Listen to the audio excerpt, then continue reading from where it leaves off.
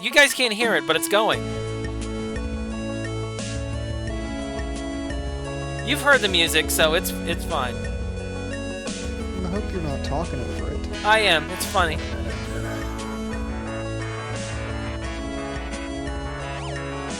Wow, give me a Technically, you guys are talking over it too.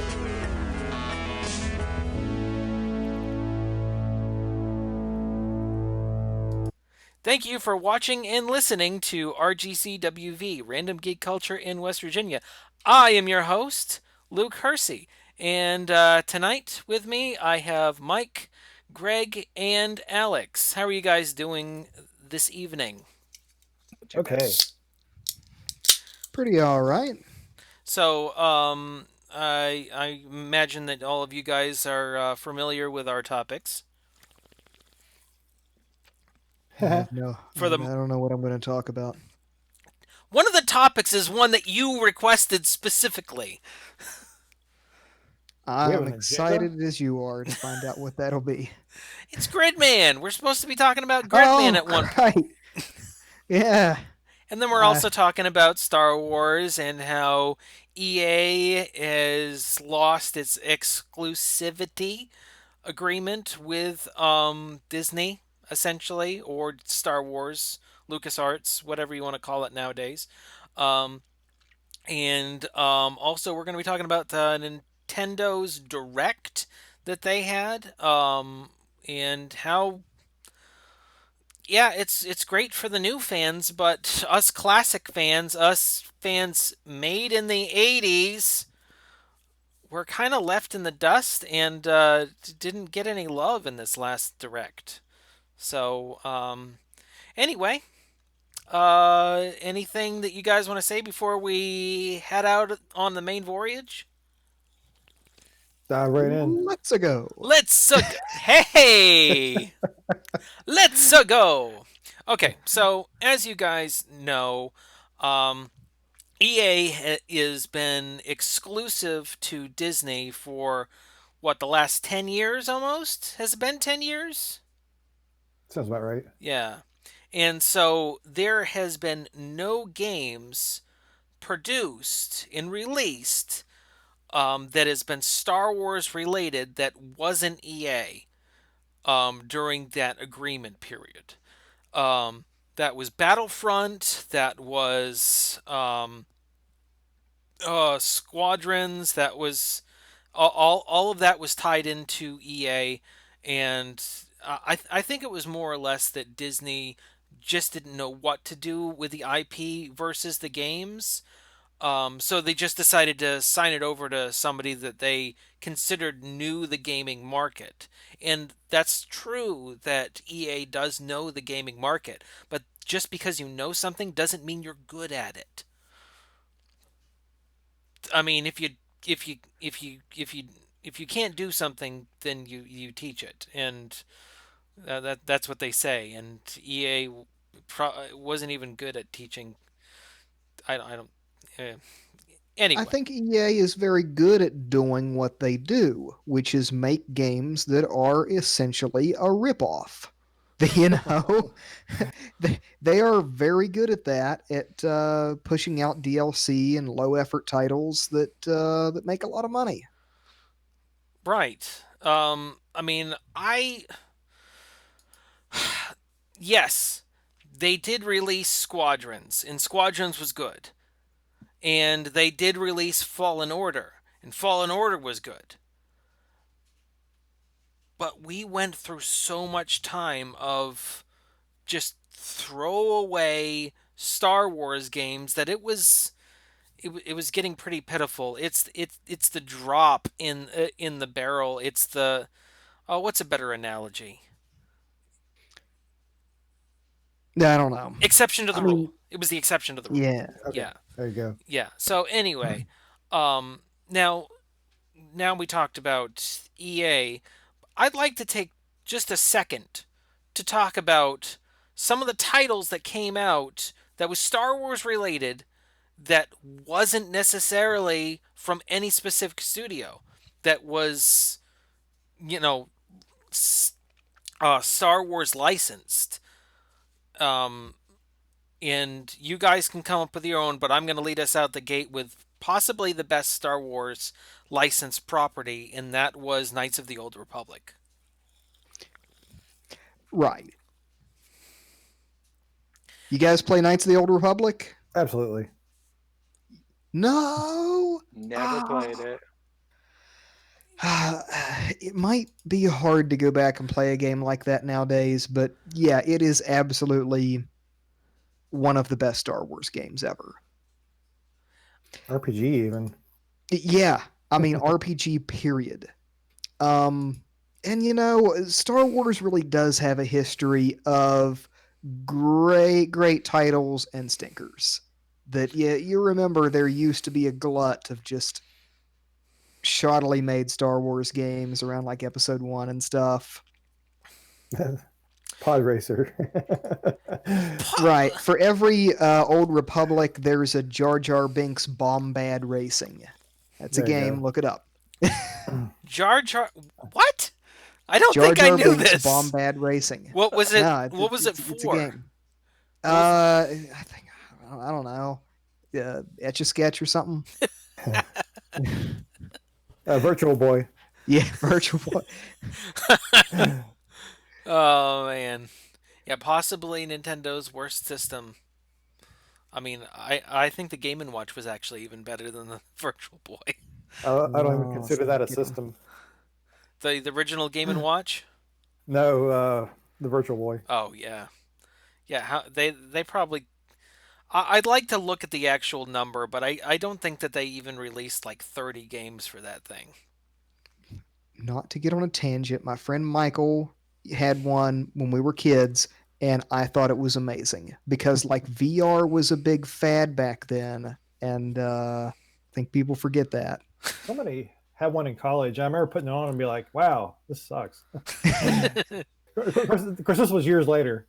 So getting back to our topic, so I mentioned Knights of the Old Republic, and we've beat that. Knights of the Old Republic 2, which was not made by BioWare, who made the original. It was actually made by Obsidian. And Obsidian, if you're unfamiliar with that game development company, that's who made the original Fallout 1 and 2 and Fallout New Vegas, and is currently a Microsoft um, subsidiary now.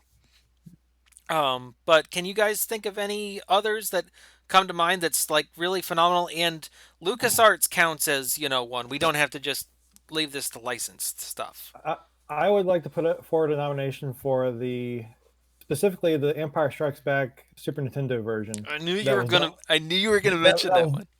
that was done by JVC.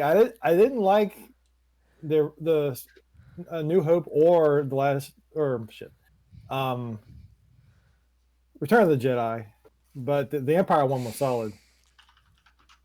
Right. And I don't know if you know this, but one of the things that made that game so good was it had a rudimentary AI that to this day they still study. Yeah, I remember that being a big deal when it first came out. I think that was what got me interested in it to begin with. Right.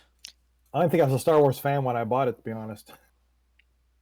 Don't forget about the what are those called? The Jedi Knight series, Jedi Outcast, Jedi Academy, Right. and Republic Commando. Make another Republic Commando. It'll be awesome. Yes, that was actually a pretty darn good game. Didn't they just re-release that too? I They did, believe. yeah. Okay. Oh, hold on. Talk amongst yourselves. I'll give you a topic. Um, I don't know, Greg. What favorite Star Wars game? I played. I'm trying to remember the names of them because I didn't like a lot of them, to be honest. I never got to play Knights of the Old Republic. Um, I did play Force Unleashed in like the first one. I did not like the second one. The second one Um, wasn't very good. no. Um, that's about it until more recently. Um, I'd also put forward Shadow of the Empire on N64. Although it was good at the time, but it doesn't hold up today. Like I couldn't stand to play it right now, but I loved it back when it first came out in '96 or whenever. That's a lot of N64 games kind of didn't hold up, but Yeah, true. I went back and tried to play Shadows of the Empire like what was it, a month ago, and I couldn't even get through the first level. I was like, I remember this being so much better. Exactly. But 14-year-old, 15-year-old goggles is much different than 38-year-old goggle. That game will be 25 years old this year. uh, it's Quarter of a century old. got more gray hair just hearing that. So, to finish out this subject, I want to point out that there is already companies that have announced that they're working on Star Wars titles, and I, for one, am excited. Um, we might get a new Knights of the Old Republic. We might get a new pod racer made from another company. And the thing that I like about this more than anything is because since EA didn't have any competition, they had a monopoly on Star Wars video games. And when you have a monopoly in any industry, you aren't pushed to make a good product. You don't have any competition. But if you leave it open that anybody can do something and pay licensing, if they win that licensing and it's a small company that hasn't really come out with anything before, then they have something to prove. And if they have something to prove, that's when they make something truly phenomenal. I mean, yes, BioWare was already tested with Jade Empire. But after they had Jade Empire, they were like, "Hey, let's go after Star Wars. Let's see if we can do Star." And they used a lot of the same mechanics that they had in Jade Empire, but they put in Knights of the Old Republic, and it was fantastic. And I I think just, Jade Empire came second. Yeah, huh? Jade Empire came after both of those. I'm pretty sure that they were working on it before. Eh, I don't know the history of it, but I we'll get let your you Gosh, have now point. I'm an idiot. Now I'm a Yeah, you moron. are, but That's okay. That's okay. You got fact checked in real time, and that's the important thing. yeah, yeah. That's why Uh, we have these discussions. Yeah, the point I agree with the point though that EA with no competition has no drive to make anything to drive up sales. Right. They've got Well, I lots of think other IPs, and if you throw enough darts at the wall, one of them's going to hit a bullseye. I they're mean, making Madden money. They don't care. yeah, Right. All right. that's like their company motto. It is EA, their company you'll motto. buy it anyway. Yeah. Exactly. EA Sports. Buy the game. Okay. Well, moving on. We've beat this one. This has been good beaten ground. So Alex, I believe you have a topic for tonight. Yes, I want to tell you about this anime that I watched recently, SSSS Gridman. That which I'm just going to call it Gridman from now on, That's because fine. that's an obtuse title. Gridman, it drew my interest because there's a story behind it. Okay, when I was a kid, I was big into Power Rangers. All right, and the actual Power Rangers toys were really expensive, so I got like the knockoff, something called Superhuman Samurai Cyber Squad.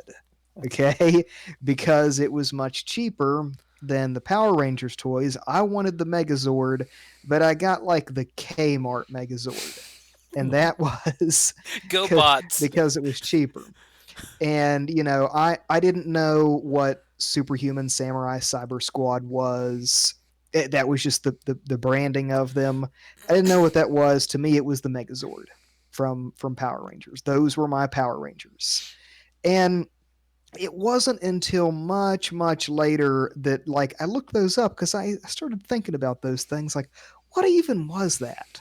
So you look it up and find that there was a show in the United States, Superhuman Samurai, that was a re-release, an American re-release of a Japanese show, Denko Chojin Gridman, or Gridman the Hyper Agent.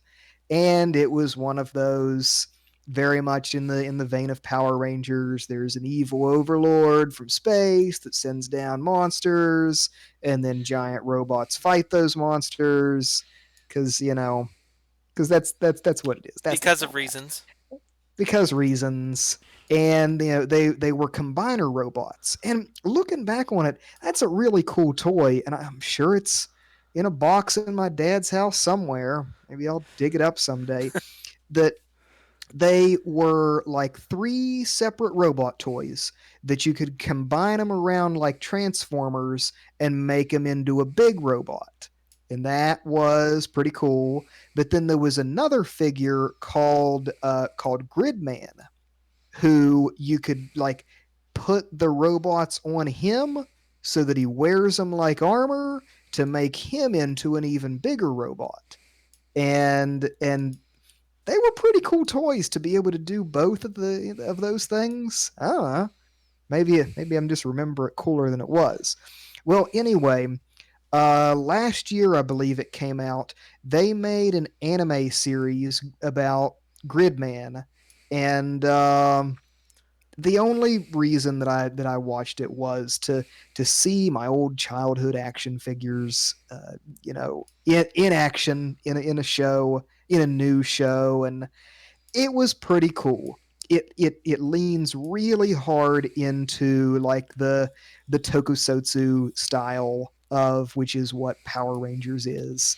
That monster of the week, evil overlord sends stuff, wants to take over the world. The grid man has to stop him, so they combine all the robots together in the same sequence every time to save money, you know. And yeah, SSSS Gridman. It's I have a hard time recommending it. Like, despite the fact that I'm excited about it, that's why I chose it as my topic, because it's something that I'm excited about, but I don't know if other people would really like this. It's got a weird plot, like even by anime standards, it's kind of weird. It's kind of weirder than usual. Um, it is. It's like watching animated Power Rangers. So if you're not into that, you probably won't be into the show. And I don't know. It kind of feels like the show was for me. That's why it was. That's why I liked it. I If think you go on, um, Mike. I was gonna say I think everybody has like this one kid show that is completely obscure that you years later you're like, wait, what was that about? Why does nobody talk about that? Because I've got one like that too. It was a show. Well, we had the toys. I vaguely remember the show as a kid. It was called Jason the Wild Warriors, and Never heard of it. it was apparently a failed toy line. But the toys are pretty awesome because they're all like these weird vehicles. Some are like monster vehicles, and some are like the hero vehicles. But they all have interchangeable parts. You can mix and match them however you want. And we had every set, I believe. But apparently, it was a failed toy line, and I think we have most of it to this day at my parents' house. But I years later I went searching for the cartoon because I remembered it, and there was only like 20 some episodes or something like that, and it was actually the ones I could find and watch were pretty good. And like you said, the plot's kind of weird. There was a wizard for some reason that was one of the good guys, but about a robot war, I don't know. But but yeah, it was just one of those weird obscure things. It's like, hey, this is cool. Looking back 30 years later. Luke, any like obscure shows from that you watched as a kid? I mean, there is one that I can think of, but it's gotten big. So, and in a lot where I grew up, like nobody knew what Voltron was. Voltron, yeah. Nobody knew what Voltron was in up in Maine. And I loved Voltron, and then when Power Rangers came out, this is one of the reasons why I didn't like Power Rangers, because it was like, ugh, they're just a rip off of Voltron. which it was. Um, but I loved Voltron in the Netflix series. I haven't watched all of them, but the first like 2 or 3 seasons was fantastic. But the original show was also fantastic. There was a couple other shows that I really liked. Um, there was one I can't even remember the name. Cadillacs and Dinosaurs. I just remembered Oh, it. Cadillacs and Dinosaurs. I never had any of the toys, but I remember the show, and it was cool. It was Uh, cool. well, it's funny you should mention that because there's a website that I follow. It's called animationlegends.com, and what they do is they sell old animation cells, and and wow. and and they have different like uh, collections, I think they call them. And Cadillacs and Dinosaurs is one of the collections they've been hawking now for like a couple months. And also, if you're interested, they just re-released the Ghostbusters animated show, which that was what attracted me to the website to begin with, That's because I cool. was looking for a Christmas present. Greg, any obscure shows you watched as a kid? If there was, I forgot them. Okay. Yeah, I'm trying to think. I'm like, no, can't remember any. Probably swept those under the rug. But you need to finish the Netflix Voltron. It's really good. Okay. All right. I'll It's I'll I'll good. make a point of that. Um. Just popped in the chat since we're. Alex, do you have anything else to go on, Gridman? Yeah, I just would say, if you as a kid watched this Superhuman Samurai show, I've looked up clips on YouTube and it looks awful, but I probably would have loved it when I was that age. If you grew up with Superhuman Samurai or you also had the toys, it might be worth it to check out SSSS Gridman because that's pretty cool. Now, Alex, I tried to watch one of the episodes today. Hmm. They had them on Google where you could buy them. And then I found them on Crunchyroll, but it was only in Japanese. Is there a place that you would suggest if somebody wanted to check this out where they could check it out in English, maybe? Yes, there is an English dub out. That is on Funimation.com. On Funimation.com. Okay. Mm-hmm. All I right. just I just double checked. Okay. All right. Real quick, who popped into the chat? Bobby popped on. So everybody say hi, Bobby. Hi, Hi, Bobby. Hey. Bobby. Bobby is the technical director for the spin off series, Bobby's Classic Cartridge Catalog. And we have 2 episodes coming up here very shortly. I think we're going to actually broadcast them on Twitch as well. The first one is the Metal Gear Solid game. And I know these are supposed to be classic, obscure games. We're not playing the one for PlayStation. We're playing the one for Game Boy Color. I bet you Oh didn't know that gosh. one existed. Oh. Which, by the way, it's fantastic. It's so incredible what they were able to do with it on the Game Boy Color cartridge. It's very exciting.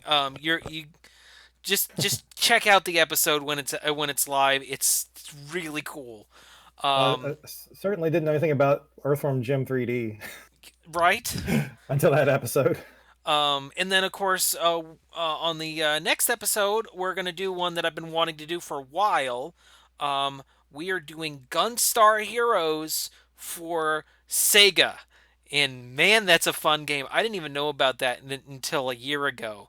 And first time I booted it up on an emulator, I was like, how have I never played this game? This is so great. And then, of course, there's the Game Boy Advanced one. So what we're gonna do is we're gonna split our time on that one. Usually we do like a hidden gem and then a bonus game. We're gonna split our time. We're gonna do Gunstar Heroes Sega and Gunstar Heroes Game Boy Advanced for that entire segment. So that's those 2 episodes are gonna be really cool when they are ready. Just got to work out some scheduling stuff with Bobby, but it'll be fun. It'll be a lot of fun. So, are you guys ready to move on to our last topic? Yeah. Okay. So, Nintendo just decided to announce, hey, we're gonna do a direct tomorrow. Not tomorrow, tomorrow, but tomorrow when they announced it. It was a week ago. It was a week ago.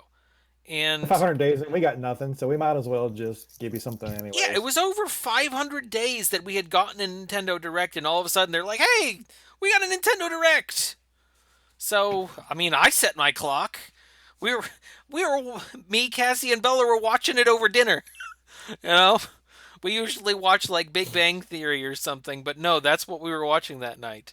And the girls were enjoying bits and pieces of it, especially when they got to the Animal Crossing part. Um, which I mean, it looked. Uh, I like Animal Crossing. I really like the new Animal Crossing. Um, but I thought when they were doing the Mario stuff that I was like, it's just going to be a bunch of, you know. But then they announced that they're going to have a warp pipe that you can set down, and I thought that was really cool. Nice. Um, but so did any of you guys watch the Nintendo Direct? No. Just the highlights. I watched part of it. I usually read about these things afterward. Yeah, I watched the Twitter recap afterwards. Hmm. I mean, there's parts of it I'm excited about. Bravely Default was an excellent game that I played on the 3DS, and I never played Bravely Second, never got around to it, but I'm gonna play this one. Bravely Default is very much in the style of a classic Final Fantasy game, old school Final Arr. Fantasy. It's great. I'm here for that. It's like back when there used to be classes that anybody could be any class and Mm. all that. And um, see, Bravely Default was originally a Final Fantasy game, and then Square Enix pulled their branding late in their development because they don't want to be associated with good games anymore. And they had to just like take all the licensed stuff out of the game, so you still get Black Mage and Fighter and Monk, all the classic Final Fantasy classes. It's nice. Bravely Default, all for I'm it. looking forward to that one. Yeah. So, apart from that, there was also another Square announcement, which was what was the name of that? It was it's in the world of Octopath Traveler. It's the same Mm-hmm. animation style, but it's currently working title Project Triangle Strategy, which it's a tactics game that is in the style of Octopath Traveler. They're going to call it Septipath Navigator. In It's a prequel. Octopath Navigator. So I don't know. I watched some videos on it, and one of the guys was like, "Yeah, it's pretty much just throwing Octopath together with Fire Emblem," and I don't really like that idea. And I'm like, how is it throwing in Fire Emblem? If anything, it's merging tactics, like Tactics Advanced, especially Tactics Advanced, Final Fantasy Love that one. Tactics Advance, and in Octopath. That's really what it is. And I'm sorry, I dig it. And you can go download the demo now. I downloaded it. I haven't played it yet. Uh, I I gotta do get on that. that. so we all have downloaded it and haven't played it. I haven't even downloaded it, but I will, and Mm. then not Yeah. play it. Mike, don't um. or no. Who do you? Yeah, you. Oh, you were borrowing my Octopath copy. Did you ever Yeah, play but then it? no, I played the demo originally, but I never played the full copy. I got into Animal Crossing and I never looked back. Oh, it's great. It's really fantastic. It's a really every like classic RPG game has to add some kind of mechanic for it to be at all worth it. And it had some really cool mechanics to it that just made it fantastic. A lot of fun to play. And it reminds me of what Alex was saying about the bravely default mechanic. What was the mechanic in that? Because I haven't played it. Yeah. Bravely Default, it's like on your turn you can default, which skips your turn, but then next time you'll get to Brave, and that is using two turns at once. And you can stagger your characters out and get a lot of strategies like that to where, you hold back, and then boom, four turns in a row. You just, you know, beat them down. See, um, Octopath was kind of like that, where you if you waited, what was it, 3 or 4 turns, you could stack your special ability. Yeah. Basically you could chip, chip, chip, chip, and then really hit them hard with either magic or whatever. Um, and it was a really kind of a cool mechanic because it was basically a multiplier. You know, um, and I'm looking forward to how they use a similar mechanic in triangle strategy. I Uh, hadn't thought about that. But yeah, yeah, yeah. I am. If they just make a tactics game and just use the style, that's a waste. That's not good They've enough. got to incorporate some kind of special mechanic. And if they incorporate that one, that's great. I'm all on board with it. So, um, let's see. Oh yeah, Star Wars Hunters. Because the first game that we kind of get an actual announcement about is from Zanga. Like really, I mean I was just talking about it, how great the. But Here's the thing. There are other companies that are going to have an option to make Star Wars games. Yes, I have a little bit of bias against Zanga games, but they have Nothing something to like saying. prove. They have something to prove, so maybe. I remember reading that like description, and my excitement level started at 10 and just made it down to 0 the more of it I read. Star Wars Hunters. Oh, okay. It's made by Zynga Games. Okay. It's free to play. And it features microtransactions. Oh, Nothing says I miss hmm. EA like doing an announcement like that right out of the gate. I know.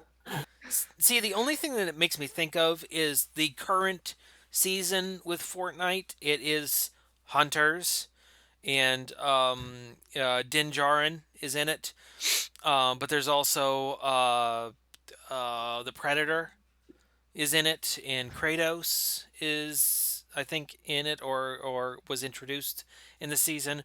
But it's a whole bounty system that they've incorporated in it, where you can take on bounties and then you can hunt down characters. In the map it gives you the area where they're in, and as you get closer, the circle shrinks and everything, and it sends you in a closer direction, and then you find who you're hunting, and they can you can get money for that contract or not, if you don't kill them in time.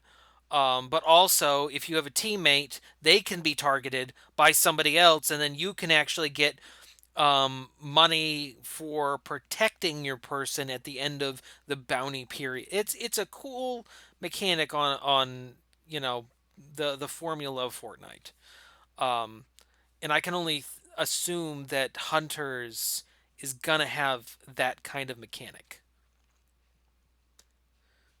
Or it's gonna be like Words with Friends. Words Word, and, word, and, words with droids. enemies with guns. There you go. Uh, um, there will be good Star Wars games. We have to keep telling ourselves that. That's right. They're getting the dregs out of the way first. Yeah. Yeah. The Ninja Gaiden collection is coming to Switch. That's I actually only played a little bit of Ninja Gaiden, so I'm actually kind of excited that it's coming to Switch. I mean, when they come out with collections on Switch, I'm kind of happy. Like for instance, they just announced yesterday that Tony Hawk 1 and 2, the remake, is coming to Switch. And I'm actually excited about that too. Yeah. So, oh, Plants vs Zombies. Plants vs Zombies is coming. And Bring me back to words with droids. yeah, it's the battlefield backyard battlefield or whatever. The third person. What? Yeah, okay, moving on. How do they take such a simple and successful concept and then ruin it over and over and over again? Because that's Plants of the original was really neat. Why can't they do that again? Now remind me, was Plants vs Zombies made by EA? Moving on. Bingo. Was it? No, No, I don't know. no, but it I might don't as well remember. been. Stubbs the False. Zombie is coming. I was excited about that because that was like an exclusive Xbox title, and it hitting on Switch. Stubbs the Zombie was cool. I liked Stubbs the Zombie. It was okay. Alex, answer me this. What was the coolest part about Diablo 2? Being the necromancer. Being the necromancer, because you Okay. summoned a zombie horde. It's exactly what you do as Stubbs the Zombie. You infect Okay. people and you make a horde. Now, there are some throwaway missions. They kind of ruined it a little bit with the missions and stuff, but there was parts of that was really cool. So, just Okay. if it has a demo, check out the demo, you know. But oh, and of course, Monster Hunter Rise. We knew that was coming. They just kind of gave us an extended trailer for it. I actually wasn't excited at all for it um, until I watched the trailer during the direct, and I was like, I think I might check this out because I've played some Monster Hunter games and I can't get into them. I know, Greg, that you have been into Monster Hunter games, but I've just never really been into them. They Did you seem, try the demo? huh? Did you try the demo? The demo for Rise? No, I haven't tried the demo for Rise. Is it out there right now? Yeah. Okay, I'll Yeah. have to check it out then. Oh, No More Heroes 3. No More Heroes 3 is coming. So that's exciting. I I've mean, never got to play one of those games before. the I first kind of one was want to. great. First one Yeah. was really cool, especially when you got to mow the guy's lawn and collect kitties. Yeah, that was it was such a disparity from the formula of just hack and slash. It because the thing was you the thing about No More Heroes that was kind of cool was it was just this guy that ordered a lightsaber off of eBay and it was an actual lightsaber. Yeah. And the the thing that was cool about the story was okay, if we're going to try to put some realism into this idea, let's actually throw some realism in there. Make the guy do errands for people. I No More Heroes 1 was cool. And 3 looks to be pretty cool as well. If you get a chance to play No More Heroes 1, I haven't played 2, so I can't speak to it. Mike, did you play 2? I haven't played any of them. You didn't play. Then whose did I thought I played yours. No. I, It I think was Aaron might have had it at one point. maybe that's what it was. Maybe that's what it was. Somebody had it in college, but it wasn't me. Must have been Aaron. So, Mike, you say you play Monster Hunter? No. Oh, No, okay. Greg. Okay. Greg. Greg, you Greg, play Monster yeah. Hunter? Yeah. Thoughts on the new Monster Hunter game? Um, it had a the combat was pretty good. It had a decent flow, kept to the usual system. Um, it does look like it would be fun to have it on the Switch to be portable. It is very much obviously a Switch game for anyone who thinks they're going to play it, compare it to the other ones. So it does have its limitations, but it was really fun. Of course, they only let you play so many missions in the demo, so it's a very limited, and you're playing the early missions, so you don't get a deep feel for it, but it's fun. See, the thing that I never liked about some of the other Monster Hunter games that I played, like I played the one for PlayStation Pocket, for PSP, and then I played one other for I think it was PC. Um, and both of them just kind of gave me a MMO vibe when when it wasn't an MMO. So I don't know. I That's I, kind of an MMO. so I I'm interested to see this one, and I will try out that demo and see what I think of it. Is it a little bit of is it within the same formula, or is it a little bit It's faster paced? it's the formula is closer to Monster Hunter World. Okay. Um, Go alone, go with friends, go on a set map, hunt down the monster, kill other monsters along the way, harvest stuff to make your potions, your traps, your whatever. But you find the main monster and you hunt it and you kill it. It's pretty basic concept. Rinse and repeat. The only thing that makes it interesting, although Monster Hunter eventually did wear out for me because of this, is the combat, and you can switch between multiple. I guess you could call them classes when you switch your weapons, and some of them are very neat to play, but eventually it does wear out for me. But this one, I've tried some of the classes, and they were pretty fun, interesting combat. Okay. Well, I'll have to I'm check glad that to one hear out. from a fan of that because I feel like this Nintendo Direct had a lot of stuff that, I'll bet other people are super excited about. Like Splatoon 3, I don't care. I I don't don't care. care But either. I'll bet there's some fans of those games that are gung ho for Splatoon 3. And the same with Monster Hunter. I'm not interested in those games. I've tried them. I don't like them. But there's guys like Greg who are, yeah, new Monster Hunter. I You mean, planning on getting it? I haven't decided yet because they're not nearly as fun solo. Okay. So if I can't find anybody to play it with me, I may not. Yeah. Games like that. I mean, I play MMOs and so I wouldn't want to play it by myself. Mike, I want to get your take on this. Okay. Um, Mario Golf, because you're more of a diehard Nintendo fan than I am, and I'm a pretty big Nintendo fan. And I just they announced it, and I was like, eh.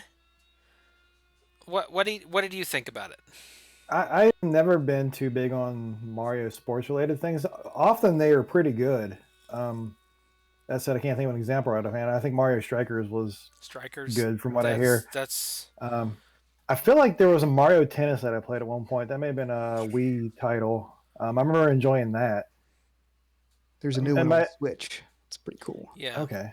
It might Yeah, have been a I demo. played that one when it was open demo where it had no restrictions. It was like for a month or something, and I enjoyed it. I enjoyed it. But personally, a lot of my Nintendo fandom comes from non Mario entities. Like I've skipped over entire uh, games, Mario games like uh, Galaxies. I haven't played either of those. Um, What? yeah, which now that they have it re-released, I'm thinking about it, but I haven't pulled the trigger yet. What I'm interested in, like, there was no Metroid or Zelda announcement I know. I was super expecting a Metroid one because it's been a long time since we've had a Metroid. 2010 at least. I've played previous Hold on. Mario My Golfs audio and just went Now, out, and I don't know why. I thought I saw something The change. stream's still getting it. So, Okay. just hold on 1 second, everybody. Talk amongst yourselves. Now recording. you've never played any of the Mario Galaxy games? No, for some reason I didn't play those, and I don't know why. I think it had more to do with being broke in those days, and that was just one of the sacrifices I made for being broke. Oh, I got what happened. Okay. They're pretty great, gotta tell you. It, Second one less so, but you know. I was always bigger on Metroid, so if I had to choose for Christmas between Metroid and Mario, I was going to pick Metroid every time, or Zelda if that were an so option. bad. What did I miss? I'm sorry, I couldn't hear anything.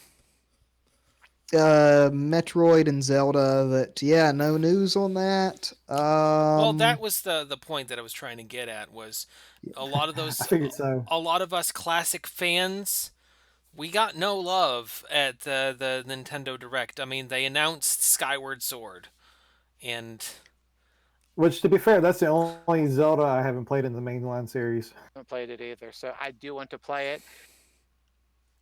Luke disagrees with me on this, but I'm totally serious when I say I think Skyward Sword is like my third favorite Zelda game, which is a high rank because nothing's ever going to beat Link to the Past and Ocarina of Time. Third is see, pretty high. I was watching Spawn Wave this morning, and he actually made a good point, which was, and I think this might be myself as well. He couldn't get into the game because of the motion controls, and I tried to play that game and got pretty far all 3 times, but ended up putting it down. And he said, I'll probably play the game, a little bit with the motion controls, check it out, but I'll probably just ultimately use the actual control stick option because they added a control stick option with the Switch Lite in mind, and I'm like, I do want to recheck out this game because there's a lot of people that have Alex's sentiment that it's like the one of the best Zelda games. I just couldn't get into it. It is absolutely inseparable from its motion controls. Like they are ingrained in every part of the game. And if you really hate motion controls, then I don't know if that joystick thing's going to work as well as they say it does. I don't know. But that said, it is also the best offering of motion controls on the system. The Nintendo Wii, there is no better game to fully feature motion controls than Skyward Sword. See, have you played Red Steel 2? It's better than Red Steel 2. Have you played Red Steel 2? I've played some of Red Steel 2, yes. I thought you had only played Red Steel 1. I played some of it because people told me, "Oh, you gotta play Red Steel 2." Red Steel 2 was I great. tried it. Red Steel And 2 was great. It was great. I'm not saying it wasn't great. I'm saying Skyward Sword is better. Also, did you play Wii Sports Resort? Yeah. Because Wii Sports Resort was really kind of great. Especially its sword mechanic. Its sword mechanic was really great. But the thing that I played constantly on Wii Sports Resort was the archery. I loved the Yeah. archery. But There was something that really worked with like drawing back and then releasing, and you really feel it. yeah, especially when when you have the volume up all the way on your Wiimote, and you pull it back, and and you, oh Click. yeah, Yeah. click. Yeah, that was a I, cool. I, I will amend my statement about Skyward Sword to say I did own the game. I got it for Christmas one year, but at Didn't the you get it time from that I Phil? got it, my Wii was on the fritz, and I never bothered to get it working again. So somewhere in West Virginia is still that original Wii in its original wrapping. I don't think I even opened it. Didn't I give you a sensor bar at one point in time saying, "Here, now you can play it"? Yeah, but at that point, I pretty much lost the Wii. Oh yeah, that's right. It's in my shed somewhere. I have not seen it for at least 8 years. Yeah, mine's still hooked up in the playroom here. Um, I'm not gonna get the Skyward Sword remake. I already played it. I don't want to play it again. But Fair enough. you don't play a I lot of I'm games happy on. for people who never got a chance to play it before. Chance now. Um, Yeah. I was surprised that they didn't even mention Metroid. I'm the thing that I'm actually worried about because it seems like a no-brainer to me. Of course, Nintendo doesn't usually work on my wavelength. Um, is why they aren't coming out with a Metroid Prime anthology 1, 2, and 3. Because there's a lot of people that haven't played. I only played 1. I didn't play 2 and 3. So I feel like Nintendo needs to come back out with that. I'm I, pretty sure Nintendo hates Metroid. I think Like so too. that's my conclusion. Yeah. I would be satisfied with a side scroller 2D version because I think they do those the best anyways. I wasn't super thrilled about um, the primes. I thought the third one did well with the Wii mechanics, and the second one was innovative, but just something about it I didn't care for. I finished it just for the sake of finishing it, but I probably wouldn't if it wasn't. If it was any other series, I probably wouldn't have finished it. And I enjoyed the first one, but I think by the time you get to the end of those games, it's the lack of story that makes it kind of fall flat. And I think that's why I like the third one better, is because it had the most story of any of the mainline Metroid games. Me and But Alex. Super Oh, go ahead. hmm? Super Metroid will always be my favorite. I don't think they'll ever top it. Have you played AM2R? No. You need to play AM2R. Because it's by. I'm going through and replaying all of the Metroid games. I'm on Fusion now. I didn't replay the first one. Um, but They can do Zero Mission. That's uh, just as good. Better actually. okay, well, I have Zero Mission on the advanced emulator, so I'll hit up Zero Mission. Um, but AM2R is a remake of the second one, and it's Okay. fantastic. Fantastic. Yeah. Now, what I think that Nintendo should do is they should remake one in the same vein as Other M. Ooh. I don't think I played that one.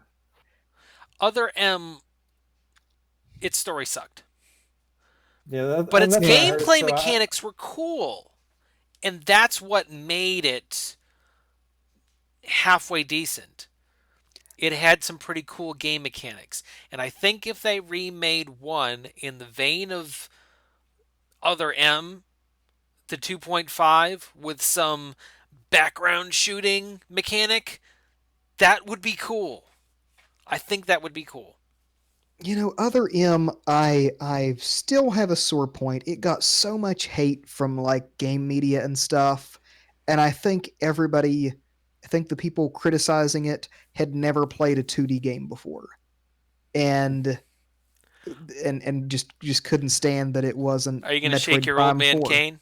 I am shaking my old man cane. You kids Metroid Prime was not the first Metroid game ever made. Okay? Some of us really like that 2D platformer style, and they did that with Other M. I liked it. It was clunky. I'm not going to say it isn't clunky, and the story was stupid. Like, That's That's why I where it didn't get fell. it. but gameplay, mechanics, innovation, I loved it. So I Now think get off my lawn. I think that Metroid has a possibility to really, really come back in a big way. And I think it's been a long enough that I think that they can just, yeah, sure, they can come out with Metro Prime 4, but there are other options. And I think that's one that they should explore. Um, so, anything else you guys want to mention on the Nintendo Direct? Because I think we're done with that one. I missed the Animal Crossing news, which is the only game that would have interested me in the whole thing, I believe. Basically, Um, all they said was that they're gonna continue the Mario 35th anniversary on Animal Crossing, and they're okay. gonna come out with new items. There's gonna be um blocks that you can get, and you can set up kinds of traps and everything. You can actually make like a whole Mario world, Huh. and then you can also buy a warp pipe that will warp you to another side of the island. So you could actually make an area that you cannot access at all without the warp pipe. So Kind of here for that. you could make an actual like Mario level with an achievable goal that is only achievable if you go through the level. I'm here for that. It's kind Yeah. of neat. Yeah, I am interested to see what the community makes. So, Lame. um, all right. Well, it is almost 7 o'clock. Um, I think we have time to do geek outs.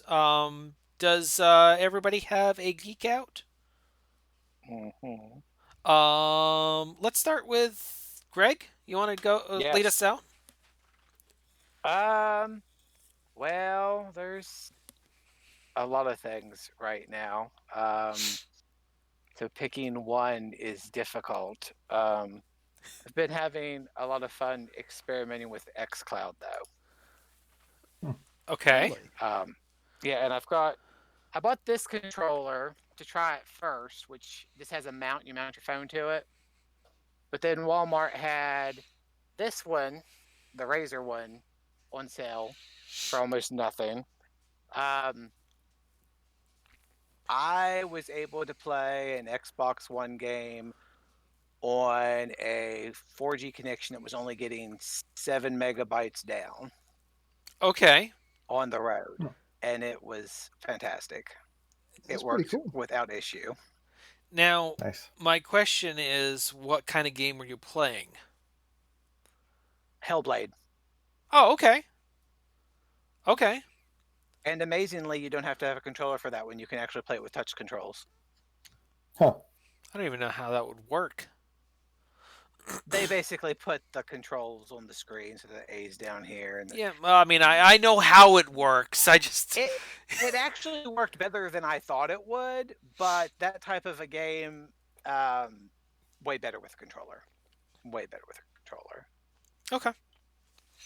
But been having a lot of fun. I'm hoping that they expand it to web browsers. I think they should even consider putting it on um, their consoles, because you have the Series S, which is much weaker than the Series X. But it'd be nice if you could stream to it. But I've been having a lot of fun with it. I mean, I have uh, PS Now, PlayStation Now, Hmm. and I enjoy it a lot. But I would like them to expand it.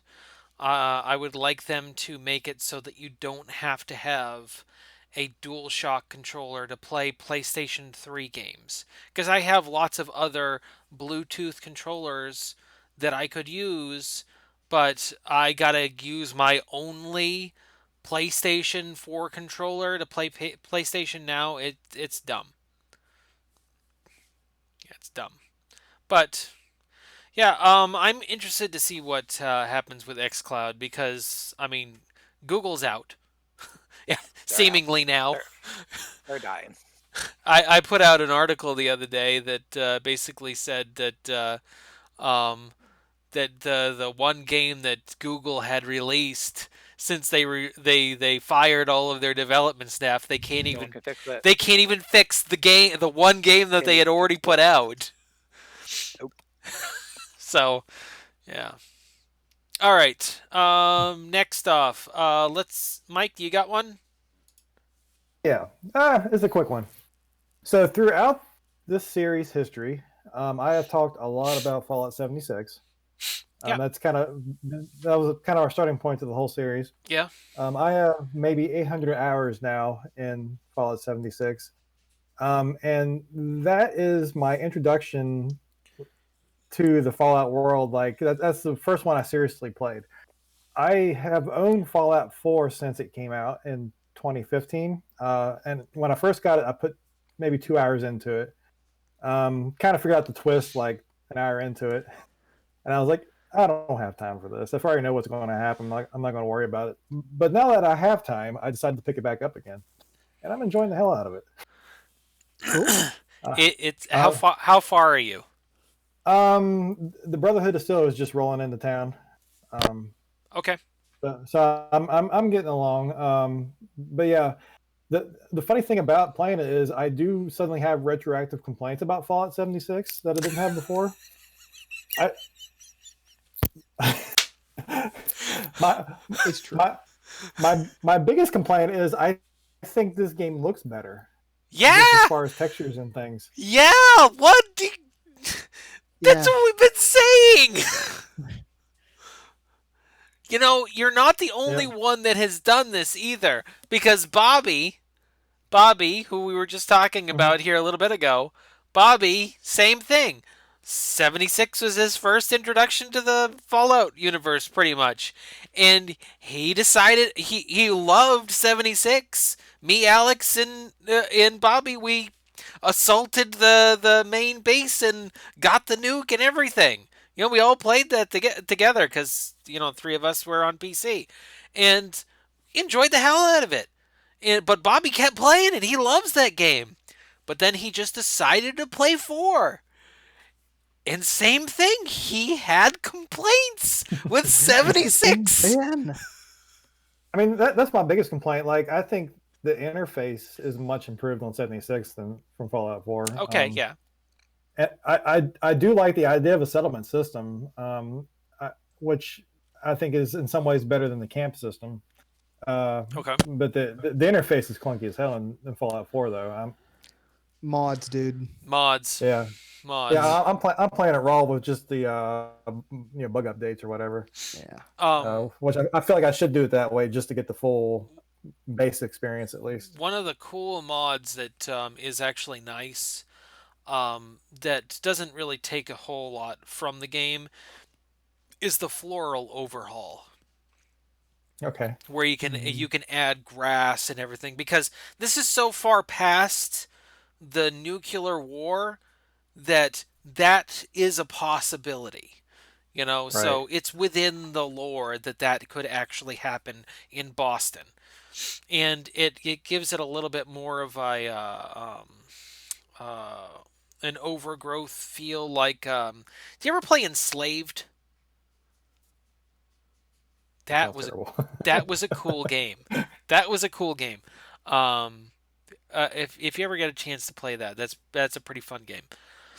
Um, but yeah, there's a lot of really cool mods that you can. I mean, if you're even playing it on console, you know, you got the whole mod marketplace, and a lot of those are on there. So, I'll look through it a little bit one day. I didn't pick out anything, but I was thinking about it. okay, all right, I'm gonna But I go. really enjoyed it. Oh, go ahead. What were you gonna say? I just I really enjoyed it. I'm looking forward to getting through it. Well, it's a lot of fun. There's a lot of really cool moments, and I tell you what, Valentine's the best. Valentine's the Yeah, best. I've been hanging out with him. Yeah. I actually just bought the season pass for 4 because I had only played the vanilla game, so then I can play Far Harbor. That was really it was on sale the other day. So okay, so my geek out is on an anime series that Alex told me 100 times to watch, and I Last didn't. Airbender. I didn't. We already did that episode. Um, But have you watched it yet? yeah, I watched the whole Yeah. thing. Loved it. Oh, sweet. Loved it. It was great. But we're getting off topic. No. What's the follow up? Steins Gate. Steins Gate. Okay, Mike. To bring this into perspective for you, remember how um, Parks and Recreation didn't get good until like episode 6 when Andy got the shoe shine stand? Yeah. Okay. That's kind of how Steins Gate is. Until you get to like episode, in my opinion, episode like 11, it's interesting, but I mean, that's it. It's interesting. Um, but I when disagree with Luke in I this that know, I I was know, hooked I'm on the show watching the from like show, so shut up, Alex. 10 minutes in. But um, You got go, your go. way. yeah, no. But when you get to episode 11, something happens that makes the show like real and cool, and the impact of the Tell us what it's actual. about. Huh? Tell us what it's about. Okay. So, what if you were an evil scientist, but not really? You know, you just say that. And you figure out one day how to send a text message into the past. Hmm. What are you going to do with that information? Well, obviously, with the scientific aspect, you're going to try to do something that's non intrusive, unimpactful. So you just try something silly, stupid first. And then you actually start doing some more things. Um, and then these text messages that he ends up sending to the past, he's realizing, you know, okay, there's been other pieces of media before, through the butterfly effect, that these simple text messages are having overarching changes. And some of them are seemingly small at the moment, and some of them are immediately huge. But then that little change that you also made, 3 or 4 episodes later, you find out that it actually has a big change, and you never realized it. But now it's too. Yet now you're too far. You can't go back. Um, and then later on, you know what? I'm not going to tell you the next part. I'm just going to say, if you check it out, What's yes, the it's name of it a again? Steins Gate, and it's on Like a beer Funimation stein? in English dub, and it's on its free source. You know, you got your commercials and stuff, but it's the free source for the Funimation site, and that's what I'm watching it on. Um, the Funimation's mobile interface kind of sucks. I've been watching it on my PlayStation, um, and that's a little bit better. Um, but yeah, no, the show really picks up in a big way, and I can't stop watching it. It's really gotten great. It's really gotten great. And I'm not gonna talk anymore. I'm not gonna let out try to let out any spoilers or anything, because I want you guys to check it out. I want our listeners to check it out because it's a cool show, and it's not long. It's like 26 episodes. I mean, there's 2 seasons, but from what I hear, the second season is okay. Um, So, Don't listen to Luke. It gets good 10 minutes into the first, like scene one. It's good. um, but on a side note to my geek out, my last geek out was on the Retro Pocket 2. And I hadn't even gotten it yet, but I was geeking out about all the things that it was going to be able to do, and I got it, and I've been playing it, and well, it's fantastic. It's fantastic. Um, it looks like a super. Though the one that I got looks like a Super Nintendo, and it's great. It's got HDMI out. Um, it's Android, so it connects to the Play Store, so you can download Play Store games, and that's actually what I played Android or AM2R on, and it was great. It was really great. Um, I don't know if I would have enjoyed it as much on another platform, but anyway, Alex, finish us out with the your geek out. All right. I've been getting back into listening to shortwave radio again because I used to be crazy about this. That I don't have a real radio. That they're online tuners that you can use to hear shortwave frequencies. And I've been getting back into listening to shortwave radio. There's just weird stuff out there that you can tune in to listen to, and I feel like this is something else that maybe only I'm excited about. But um, you can hear like air traffic controllers and like weird like science vessels putting out little blips and stuff.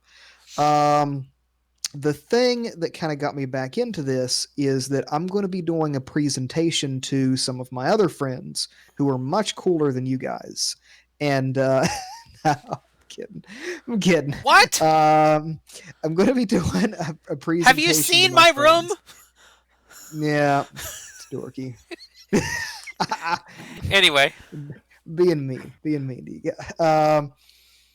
That I'm going to be doing a presentation to something that I'm really excited about called number stations.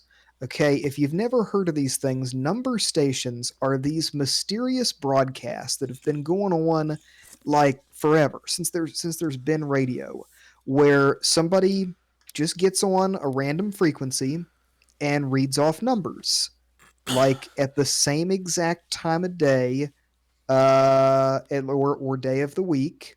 It's a regularly scheduled thing. They just come on 5, 6, 7, 9, 2, 7, for several minutes. And nobody really knows what these things are. They do have a history of being associated with espionage, though. So it is suspected that they are messages to actual spies. And you can hear these things on the shortwave radio if you know where and when to listen for them. now, So yeah, spooky stuff. now,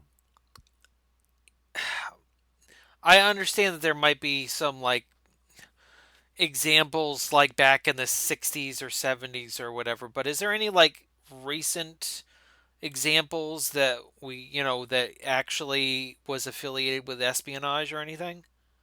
Yes, that's part of the presentation. Like the most prominent case in which a number station was tied directly to spies, real spies, was in 1998, I believe it was, that the FBI arrested a bunch of people who were involved with shooting down an aircraft between Florida and Cuba that was out there to rescue people trying to flee the country and flee from Cuba to the United States. The Cuban military shot down this aircraft, and it triggered a crackdown against known Cuban agents in the U.S. And among those who were arrested were 5 people who had equipment and all kinds of the ability to decode number stations. And it was testified in court by both the FBI and the CIA that yes, these people were definitely receiving information from a well-known number station that broadcast from Cuba, and it was giving them instructions to aid in their efforts of espionage. That's the one big one. That doesn't mean that all number stations are definitely espionage related, but that particular one, it still broadcasts. It's pretty easy to hear. I had read this article about a Russian one like several years ago. I think it might have even been a Cracked article where they talk about how there's one frequency. It's always live, and you can hear somebody walk into the room like once a day and read numbers, and then Yep. but the feed never cuts off. It's always constant. But it's only once a day when somebody actually talks on it. That's probably UVB That 76, sounds right. the buzzer. It's just Yep. a buzzer, Yep. except for That's it. just until somebody gets on and reads off some numbers. Nobody knows why. Wild. All So right, I've been into that. Alex, thank you very much for making the name of this podcast true within your geek out.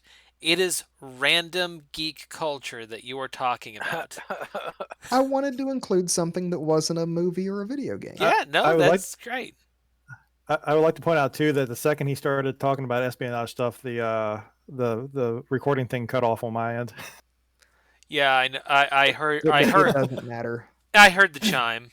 Yeah, I was like, up, they're on to us. in the Craig record. So listen to your the Craig recording was only a backup this time. Mhm. So Okay. and it got the actual whole podcast. It just cut off the geek outs. So, that's fine. Keep on your tinfoil hat because the lizard people are reading your mind.